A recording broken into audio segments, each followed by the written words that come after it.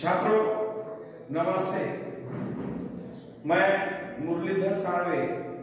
छात्रों नमस्ते, मैं मुरलीधर साळवे गणेश माध्यमिक और उच्च माध्यमिक विद्यालय हिवराबुद्रुक तालुका माजलगांव जिला बीड महाराष्ट्र से कक्षा 8वीं में आपका स्वागत करता हूं। छात्रों आज हम देखेंगे इस ऑनलाइन अध्यापन क्षेत्र में हिंदी कक्षा 8वीं राष्ट्रभाषा हिंदी का स्वरूप और भाषा का उद्गम और विकास तथा व्याकरण के माध्यम से हम हिंदी भाषा को आज के इस पीरियड में तासिका में इस YouTube के वीडियो में देखने का प्रयास करेंगे। तो पहले हम देखेंगे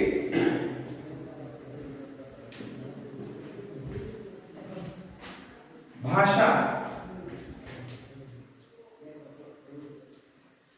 भाषा की परिभाषा।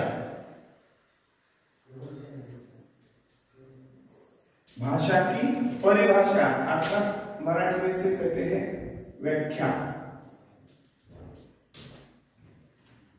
तो छात्रों भाषा किसे कहते हैं, पहला हम यहाँ ये मुद्दा स्पष्ट करेंगे। भाषा किसे कहते हैं? भाषा उस विधा को कहते हैं जो व्यवहार करने के लिए, एक दूसरे के साथ संवाद करने के लिए, अपना व्यवहार परिपूर्ण करने के लिए जिस माध्यम का जिस ढंग से उपयोग किया जाता है उसे भाषा कहते हैं। तो भारतवर्ष में लगभग 3000 से ज्यादा लगभग पूरी तरह से भाषा है और उनमें से हिंदी का एक अंश है, एक स्थान है। हिंदी को भारतवर्ष ने राष्ट्रभाषा का दर्जा दिया है और इस हिंदी को पूरे भारत में बोली के माध्यम से, अपने वर्तनी के माध्यम से जानने की पहचानने की कोशिश की जाती है। हर पाठशाला से इस भाषा को, राष्ट्रभाषा को डेवलप करने का, उसका विकास करने का प्रयास जारी है। तो इस भाषा का जो स्वरूप है, परिभाषा होने के बाद हम इसमें स्वरूप देखेंगे। इसके मुख्य घटक 3 हैं। हिंदी के मुख्य घटक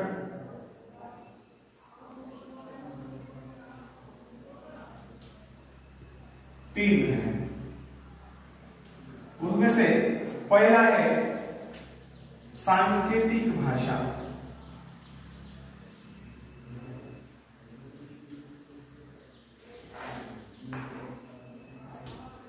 सांकेतिक भाषा। सांकेतिक भाषा का अर्थ क्या है? तो अपना व्यवहार एक दूसरे के साथ करने के लिए, अपनी बात दूसरों के पास पेश करने के लिए, दूसरों को बताने के लिए जिस माध्यम का उपयोग किया जाता है उसे सांकेतिक भाषा कहते हैं।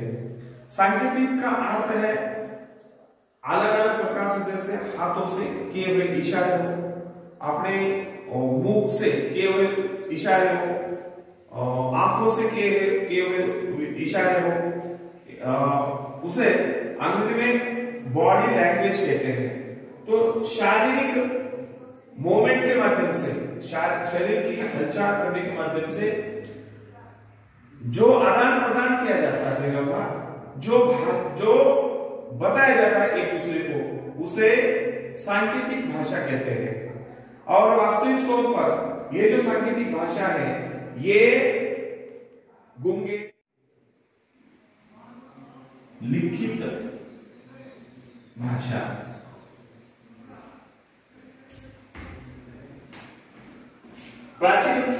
प्राचीन काल के इतिहास में होमो शापियन ऐसा एक घटक है। होमो शापियन अधिक विचार प्रवर्तक करने वाला इंसान, मानव, उस जमाने में इस भाषा का निर्माण हुआ ऐसा माना जाता है। करोड़ों हजारों साल पहला ये इतिहास है।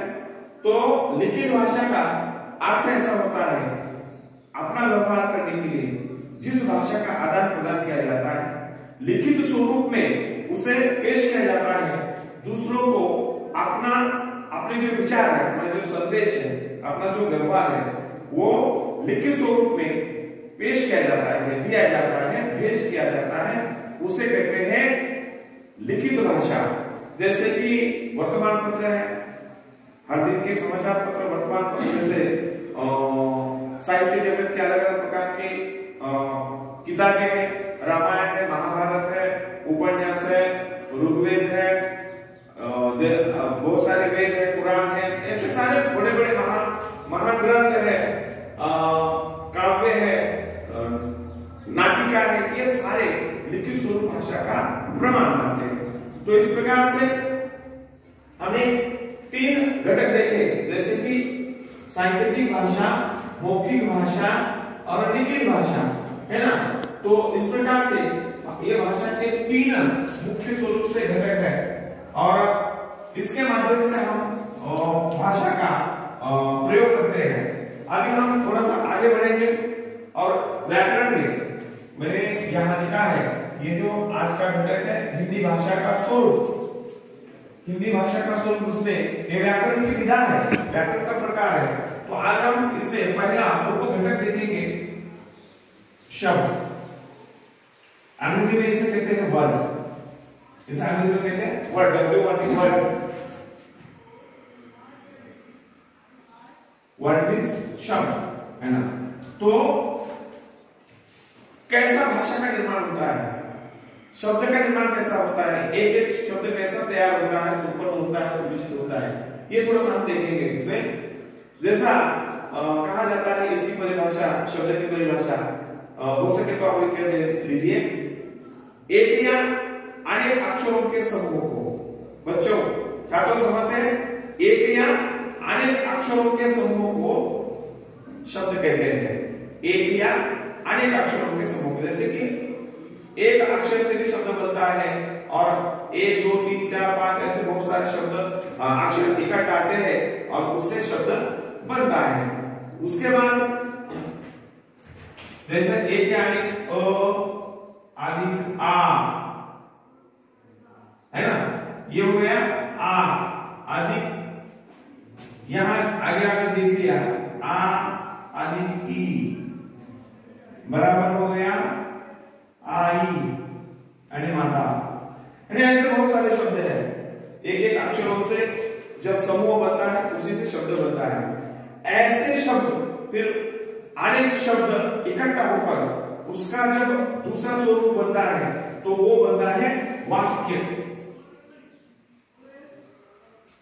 अंग्रेजी में से कहते हैं सेंटेंस, अंग्रेजी में से सेंटेंस कहते हैं वाक्य। कैसा होता है वाक्य, जैसे कि शब्द देखा हमने, एक या अनेक अक्षर जब इकट्ठा आते हैं उनसे शब्द बनता है, और उसके बाद है एक या अनेक शब्द इकट्ठा आते हैं तो उसका वाक्य बनता है, जिसे सेंटेंस कहते हैं। और ऐसे बहुत सारे वाक्य इकट्ठा आते हैं और उससे जब दूसरा स्वरूप बनता है तो वो सब होता है परिच्छेद।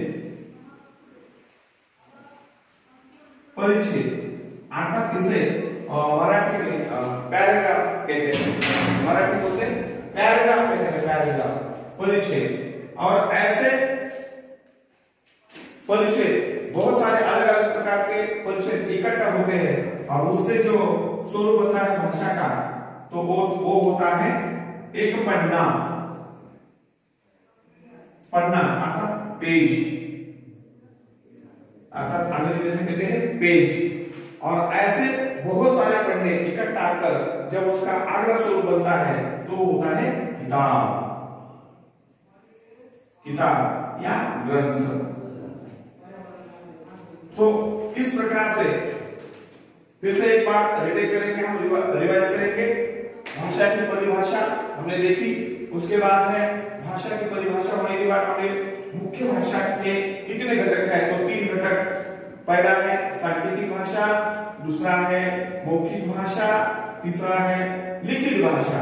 और इन सारे भाषा के अलग अलग प्रकार देखने के बाद उसमें भाषा का जो स्वरूप होता है आगे चलकर किस प्रकार से उपयोग में लिया जाता है, तो उसमें शब्द कैसा बनता है, ये पहला देखा हमने, अनेक अक्षर इकट्ठा होते हैं तो एक शब्द बनता है। उसके बाद अनेक शब्द इकट्ठा आते हैं तो उसका वाक्य बनता है, और अनेक सारे वाक्य इकट्ठा होते हैं तो उसका परिचय बनता है, पैराग्राफ बनता है। और उसके बाद अनेक पैराग्राफ परिचय इकट्ठा होते हैं तो उसका पन्ना बनता है, पेज बनता है।